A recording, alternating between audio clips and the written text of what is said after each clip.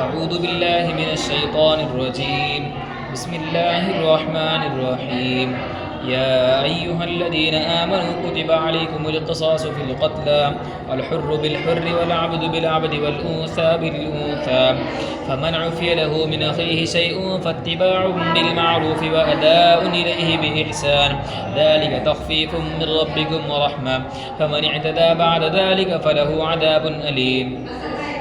ولكم في القصاص حياة يا أولي الألباب لعلكم تتقون. كتب عليكم إذا حضر أحدكم الموت إن ترك خيرا الوصية للوالدين والأقربين بالمعروف حقا على المتقين،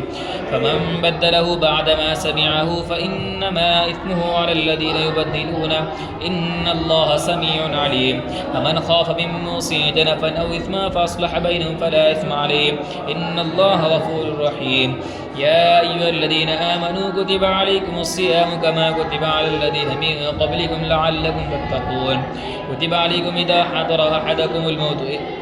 أياما معدود. يا أيها الذين آمنوا كتب عليكم الصيام كما كتب على الذين من قبلكم لعلكم تتقون أياما معدودات.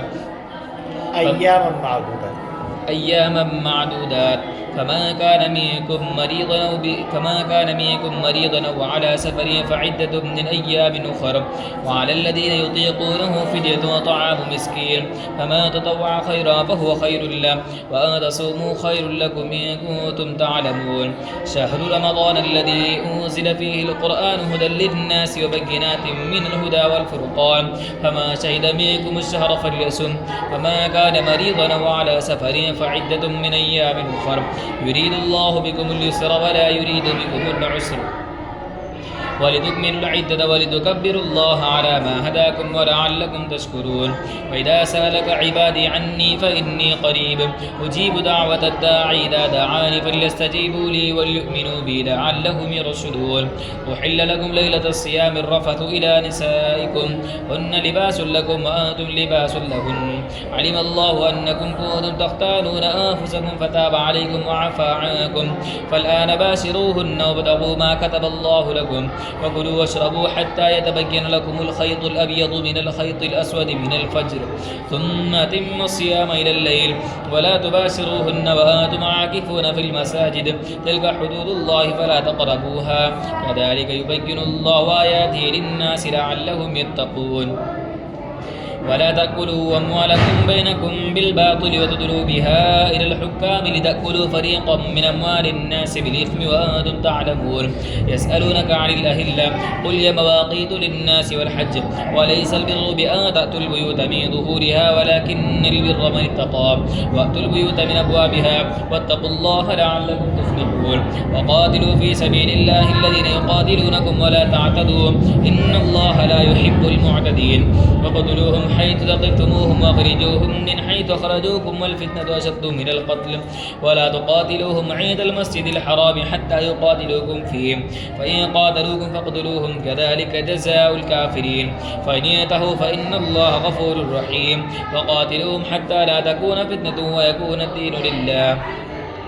فإن ينتهوا فلا عدوان إلا على الظالمين. الشهر الحرام بالشهر الحرام والحرمات قصاص، فمن اعتدى عليكم فاعتدوا عليه بمثل ما اعتدى عليكم، واتقوا الله واعلموا أن الله مع المتقين. وأنفقوا في سبيل الله ولا تلقوا بأيديكم إلى التهلكة وأحسنوا إن الله يحب المحسنين. وأتموا الحج والعمرة لله، فإن أحسرتم فما استيسر من الهدي، ولا تحلقوا رؤوسكم حتى يبلغ الهدي محله،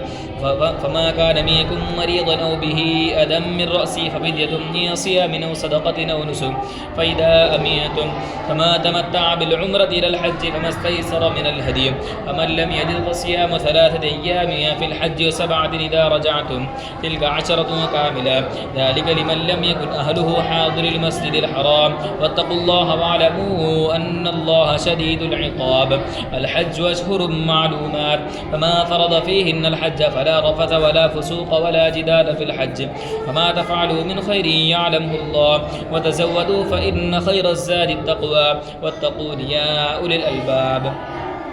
ليس عليكم جناح أن تبتغوا فضلا من ربكم فإذا أفضتم من عرفات فاذكروا الله عند المشعر الحرام واذكروا كما هداكم وإن كنتم من قبله لمن الضالين ثم أفيضوا من حيث أفاض الناس واستغفروا الله إن الله غفور رحيم فإذا قضيتم مناسككم فاذكروا الله كذكركم آباءكم وأشد ذكرا ومن الناس من يقول ربنا آتنا في الدنيا وما له في الآخرة من خلاق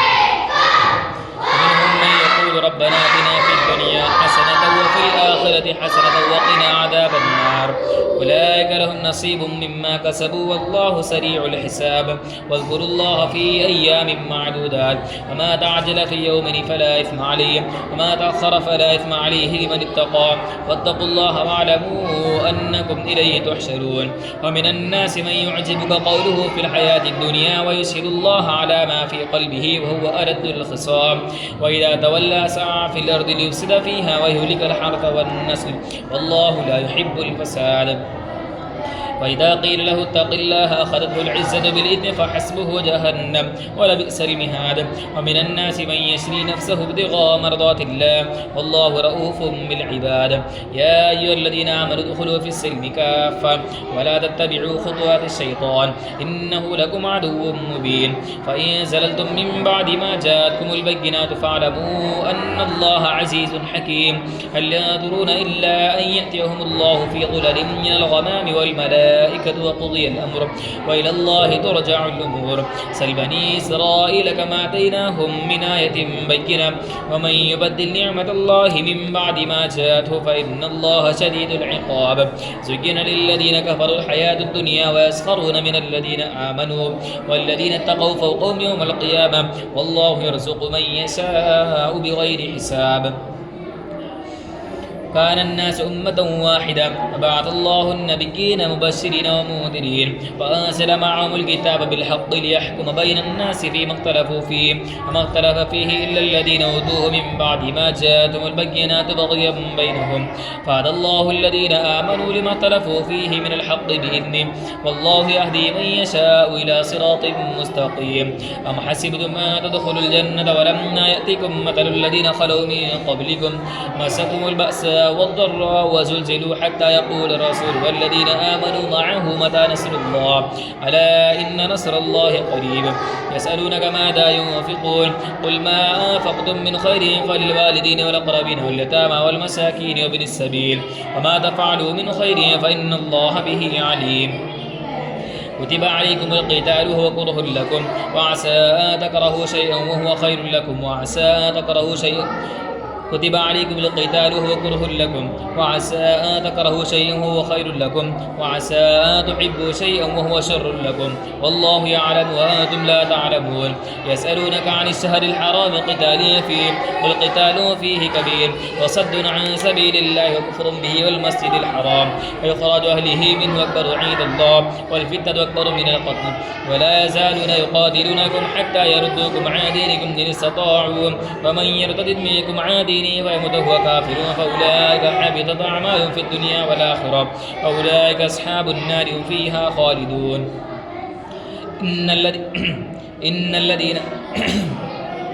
إن الذين آمنوا والذين هاجروا وجاهدوا في سبيل الله أولئك يرجون رحمة الله والله غفور رحيم يسألونك عن الخمر والميسر قل فيهما إثم كبير ومنافع للناس وإثمهما أكبر من نفعهما ويسألونك ماذا ينفقون قل العفو كذلك يبين الله لكم الآيات لعلكم تتفكرون في الدنيا والآخرة ويسألونك عن اليتامى قل إصلاح لهم خير وإن تخالطوهم فإخوانكم والله يعلم المفسد من المصلح ولو شاء الله لعنتكم إن الله عزيز حكيم ولا تنكحوا المشركات حتى يؤمنوا ولأمة مؤمنة خير من مشركة ولو أعجبتكم ولا تنكحوا المشركين حتى يؤمنوا ولعبد مؤمن خير من مشرك ولو أعجبكم أولئك يدعون إلى النار والله يدعو إلى الجنة والمغفرة بإذنه ويبين آياته للناس لعلهم يتذكرون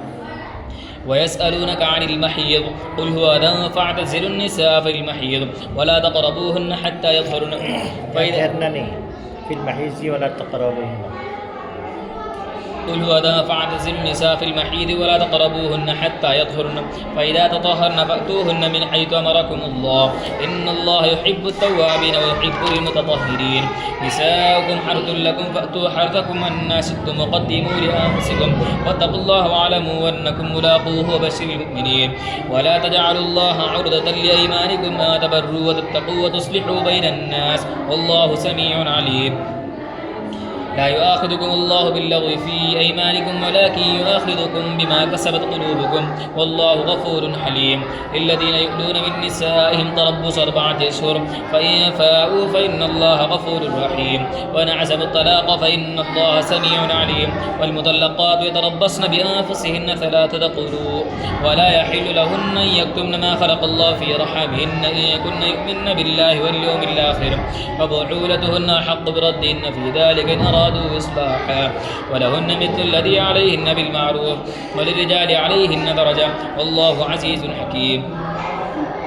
الطلاق 2 فإمساك بمعروف أو تسريح بإحسان ولا يحل لكم أن تأخذوا مما آتيتموهن شيئا إلا أن يخافا ألا يقيما حدود الله فإن خفتم ألا يقيما حدود الله فلا جناح عليهما فيما افتدت به تلك حدود الله فلا تعتدوها ومن يتعد حدود الله فأولئك هم الظالمون فإن طلقها فلا تحل له من بعد حتى تنكح زوجا غيره فإن طلقها فلا جناح عليهما أن يتراجعا إن ظنا أن يقيما حدود الله وتلك حدود الله يبينها لقوم يعلمون وإذا طلقتم النساء فبلغن أجلهن فامسكوهن بمعروف أو سرحوهن بمعروف ولا تمسكوهن ضرارا لتعتدوا ومن يفعل ذلك فقد ظلم نفسه ولا تتخذوا آيات الله هزوا واذكروا نعمة الله عليكم وما أنزل عليكم من الكتاب والحكمة يعظكم به واتقوا الله واعلموا أن الله بكل شيء عليم وإذا طلقتم النساء فبلغن أجلهن فلا تعضلوهن أن ينكحن أزواجهن إذا تراضوا بينكم بالمعروف ذلك يوعظ به من كان منكم يؤمن بالله واليوم الآخر ذلكم أزكى لكم وأطهر والله يعلم وأنتم لا تعلمون والوالدات يرضعن أولادهن حولين كاملين لمن أراد أن يتم الرضاعة وعلى المولود له رزقهن وكسوتهن بالمعروف لا تكلف نفس إلا وسعها لا تضار والدة بولدها ولا مولود له بولده وعلى الوالد مثل ذلك فإن أرادا فصالا عن تراض منهما وتشاور فلا جناح عليهما وإن أردتم أن تسترضعوا أولادكم فلا جناح عليكم إذا سلمتم ما آتيتم بالمعروف واتقوا الله واعلموا أن الله بما تعملون بصير والذين يتوفون منكم ويذرون أزواجا يتربصن بأنفسهن 4 أشهر و10 فإذا بلغن أجلهن فلا جناح عليكم فيما فعلن في أنفسهن بالمعروف والله بما تعملون خبير ولا جناح عليكم فيما عرضتم به من خطبة النساء وأكننتم في أنفسكم علم الله أنكم ستذكرونهن ولكن لا تواعدوهن سرا إلا أن تقولوا قولا معروفا ولا تعزموا عقدة النكاح حتى يبلغ الكتاب أجله واعلموا أن الله يعلم ما في أنفسكم فاحذروه واعلموا أن الله غفور حليم لا جناح عليكم إن طلقتم النساء ما لم تمسوهن وتفريضوا لهن فريضة ومتعوهن على الموسع قدره وعلى المقدر قدره متاعا بالمعروف حقا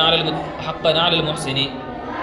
متاعا بالمعروف حقا على المحسنين وإن طلقتموهن من قبل أن تمسوهن وقد فرضتم لهن فريضة فنصف ما فرضتم إلا أن يعفون أو يعفو الذي بيده عقدة النكاح وأن تعفوا أقرب للتقوى ولا تنسوا الفضل بينكم إن الله بما تعملون بصير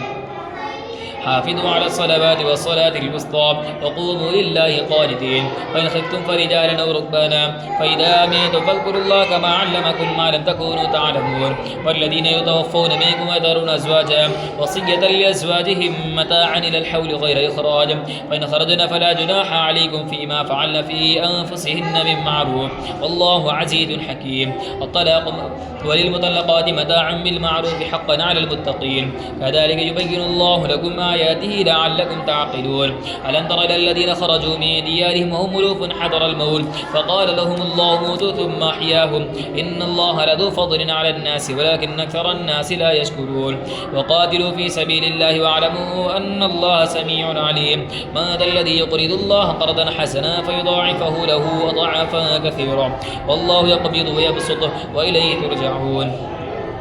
ألم تر إلى الملأ من بني إسرائيل من بعد موسى إذ قالوا لنبي لهم ابعث لنا ملكا نقاتل في سبيل الله قال هل عسيتم إن كتب عليكم القتال ألا تقاتلوا قالوا وما لنا ألا نقاتل في سبيل الله وقد أخرجنا من ديارنا وأبنائنا فلما كتب عليهم القتال تولوا إلا قليلا منهم والله عليم بالظالمين وقال لهم نبيهم إن الله قد بعث لكم طالوت وقال لهم نبيهم إن الله قد بعث لكم طالوت ملكا قالوا أن يكون له الملك علينا بالملك قالوا أن يكون له الملك علينا بالملك له الملك علينا ونحن أحق بالملك وقال لهم نبيهم إن الله قد بعث لكم طالوت ملكا قالوا أن يكون له الملك علينا له الملك علينا ونحن أحق بالملك منه ولم يؤت السعة منه قالوا نحن علينا بالملك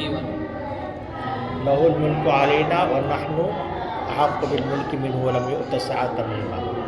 وقال لهم نبي إن الله قد بعث لكم طالوت ملكا قالوا أن يكون له الملك علينا ونحن أحق بالملك منه ولم يؤت سعة من المال قال إن الله اصطفاه عليكم وزاده بسطة في العلم والجسم والله يؤتي ملكه من يشاء والله واسع عليم وقال لهم نبي من آية ملكه أن يأتيكم التابوت فيه سكينة من ربكم وبقية مما ترك آل موسى وآل هارون تحمله الملائكة إن في ذلك لآية لكم إن كنتم مؤمنين فلما فصل طالوت بالجنود قال إن الله مبتليكم بنهر فما شرب منه فليس مني ومن لم يطعمه فإنه مني إلا من اغترف غرفة بيده فشربوا منه إلا قليلا منهم فلما جاوزه هو والذين آمنوا معه قالوا لا طاقة لنا اليوم بجالوت وجنوده قال الذين يظنون أنهم ملاقوا الله كم من فئة قليلة غلبت فئة كثيرة بإذن الله والله مع الصابرين ولما برزوا لجالوت وجنوده قالوا ربنا أفرغ علينا صبرا وثبت قدامنا وانصرنا على القوم الكافرين فهزموهم بإذن الله وقتل داود جالوت وآتاه الله الملك والحكمة وعلمه مما يشاء ولولا دفع الله الناس بعضهم ببعض لفسدت الأرض ولكن الله ذو فضل على العالمين تلك آيات الله نتلوها عليك بالحق وإنك لمن المرسلين